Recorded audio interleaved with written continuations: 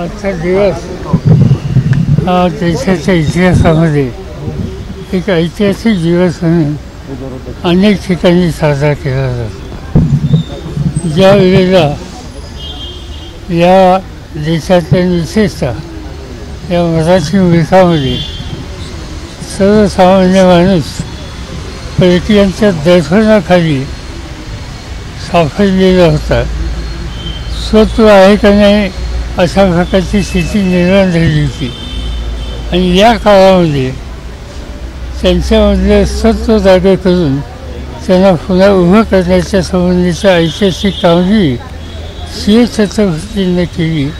त्या शिवछत्रपतींचं व्यक्तिमत्व कर्तृत्व हे योग्य दिशेला नेण्याच्यासाठी त्यांची जी उभारणी केली ती एका महान मातेने केली आणि ती महान माता म्हणजे राजमाता जिजाऊ।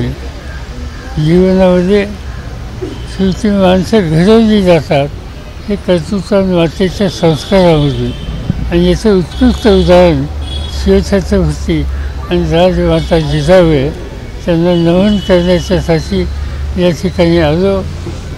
पासलकर आणि त्यांचे सहकारी गेल्या अनेक वर्षापासून हा आजचा दिवस सोहळा साजरा करतात आणि विशेषतः स्त्री वर्गाच्यामध्ये मुलींच्यामध्ये जिजाऊ मातेचा विचार हा पोचून त्यांच्यामध्ये आत्मविश्वास निर्माण करण्यासाठी काळजी करतात।